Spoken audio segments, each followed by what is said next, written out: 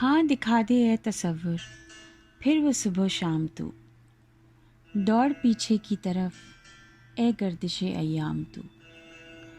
علامہ اقبال کا مشہور زمانہ شعر کتنی بار دہرایا گیا اور کتنی بار سنا گیا، مگر کیا کریں، کبھی کبھی ذہن کی کچھ ایسی کیفیت ہوتی ہے کہ شاعری کے یہ چند الفاظ اس کا مکمل بیان ہو جاتے ہیں۔ آج کل زندگی کچھ عجیب و غریب دور سے گزر رہی ہے، وقت نے عجیب امتحان میں ڈال رکھا ہے۔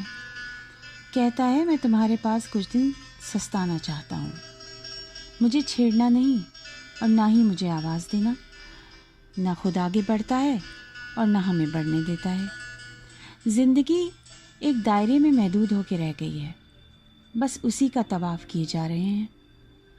کبھی دل اداس بھی ہو جاتا ہے، کیا کرے بیچارہ، خوف و خیرت کے بیچ ہلکورے لیتا رہتا ہے۔ موسم بدل رہا ہے، شاید حالات بھی بدل جائیں۔ اب اسی امید پر اکتفا ہے، اس کائنات کی یہی تو خوبی ہے، یہ یکساں نہیں رہتی، یہ سلسلہ شب و روز چلتا رہتا ہے، نئے موسموں کو لے کر آتا ہے۔ آج اپنے پڑوسی کے گل مہر کے درخت پر نظر پڑی، لال زرد رنگ کے پھولوں سے بھرا ہوا تھا۔ بے ساختہ ایک ایسے ہی خوبصورت گل مہر کا خیال آیا جو ہمارے کالج میں ہوا کرتا تھا، علی گڑھ میں، اور ذہن میں یادوں کا ایک ذخیرہ سا کھل گیا شام کی پرلطف ہوا کے ساتھ۔ میں اپنے تصور میں اگر ایک دن کے لیے علی گڑھ پہنچ جاؤں تو اس گل مہر کے نیچے بیٹھ کر اپنی زندگی کے وہ سارے پل پھر سے جی لوں۔ ویمنس کالج کے انٹرنس پر ایک باغیچہ ہے گولائی میں، اور اس کے بالکل بیچ یہ درخت، بہت بڑا سایہ دار، اپنی باہیں پھیلائے اور گرمی کے موسم میں پھولوں سے لدا ہوا۔ یہ گل مہر کا درخت ہمارا مرکز ہوا کرتا تھا۔ جب موقع ملتا سارا لڑکیوں کا ٹپر یہیں جمع ہو جاتا۔ اس کے نیچے بیٹھ کر دنیا زمانے کی باتیں، چھیڑ چھاڑ اور ہنسی مذاق ہوتا رہتا۔ سردیوں میں اس باغیچے میں پھولوں کا میلہ لگا رہتا، باغ رنگ برنگی اور کئی قسم کے موسمی پھولوں سے بھرا ہوا ہوتا۔ سردی کی دھوپ میں یہاں بیٹھنے کا مزہ کچھ اور ہی ہوتا۔ ایک دوسرے کے ہاتھ پڑنا، کس کی کب شادی ہوگی اس پر چرچا کرنا، آنٹیوں کا مذاق اڑانا جو کالج کے چکر لگایا کرتی تھیں اپنے شہزادوں کے لیے کسی حور پری کی تلاش میں۔ وہاں پر پڑھائی بھی ہوتی، ڈسکشن ہوتے، نوٹس ایکسچینج ہوتے اور کھانا پینا بھی چلتا رہتا۔ وہی آلو کے سموسے اور سپر سائز بریڈ پکوڑے۔ اللہ معاف کرے کینٹین میں اور کچھ ہوتا ہی نہیں تھا، برا بھلا کہتے جاتے مگر کھاتے جاتے۔ اگر آپس میں پیسے زیادہ جمع کر لیے ہوتے تو ملک بار دوڑ پڑتے، میرس روڈ کے گیٹ سے باہر فروٹ پنچ کا مزہ لیتے اور پھر سافٹی کھا لیتے۔ پہلی بار پیزا سے تعارف بھی یہیں ہوا تھا۔ ایک نان پر ٹومیٹو ساس لگا کر اس پر چیز چھڑک دی جاتی، لیجئے بن گیا پیزا۔ اور اگر یہ سب نہیں مل پاتا تو پھر میگی نوڈلز زندہ باد، بھائی میاں کی دکان سے لے آتے اور ہوم سائنس لیب میں اختر بھائی کی مدد سے بنا لیتے۔ سب سے بڑی بات یہ تھی کہ ساری کلاس ان حرکتوں میں برابر کی شریک ہوتی، اس سے مزہ اور دوبالا ہو جاتا۔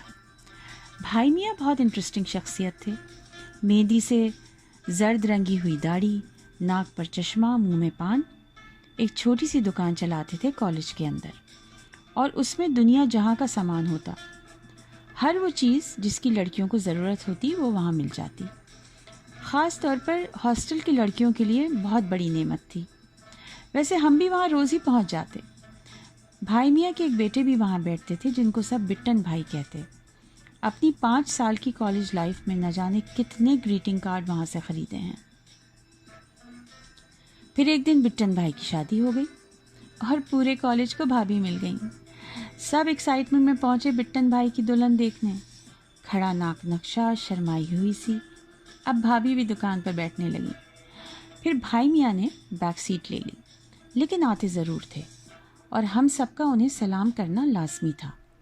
تہذیب ہمارے یہاں بہت معنی رکھتی تھی، اس کا مجھے اب احساس زیادہ ہوتا ہے۔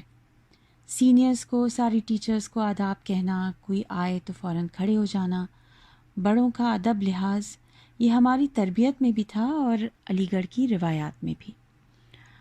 کچھ گل مہر کے درخت آڈیٹوریم کے پاس بھی ہوا کرتے تھے۔ امتحان کے زمانے میں کوئل ان پر بیٹھ کر اپنی میٹھی آواز میں لبھاتی رہتی، جس وقت ہم کڑکڑاتی گرمی میں پیپر میں جوجھ رہے ہوتے۔ سارا کیمپس ہی سبزہ زار تھا، آنکھوں میں جیسے ٹھنڈک پڑ جاتی ہو۔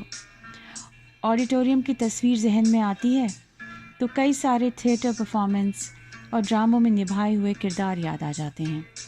ان کے ساتھ ساتھ کئی اور فنکشنز میں حصہ لیا اور پھر انہی پیڑوں کے سائے میں کھڑے ہو کر تصویریں کھنچوائیں۔ واقعی کالج میں دن کیا بہترین گزرتا، جانے کو دل چاہتا ہی نہیں تھا۔ دوپہر میں کلاسز نہ بھی ہوتی پھر بھی بیٹھے رہتے، کینٹین میں یا لائبریری میں یا پھر نیو ہاسٹل کی دیوار پر، اور 4 بجے ہی نکلتے۔ کالج سے گیٹ تک کی واک مجھے بہت اچھی لگتی، ان سایہ دار درختوں سے ہوتے ہوئے ہاسٹلز کے سامنے سے گزر کر ٹہلتے ہوئے گیٹ تک پہنچتے۔ باہر کیا ہجوم ہوتا، رکشوں کا اور سائیکل اور موٹر بائک پر سوار لڑکوں کا۔ شاید وہ اپنی بہنوں کے انتظار میں کھڑے رہتے۔ عزت اور احترام سے انہیں گھر تک پہنچانا بھی تو علی گڑھ کی روایات میں شامل تھا۔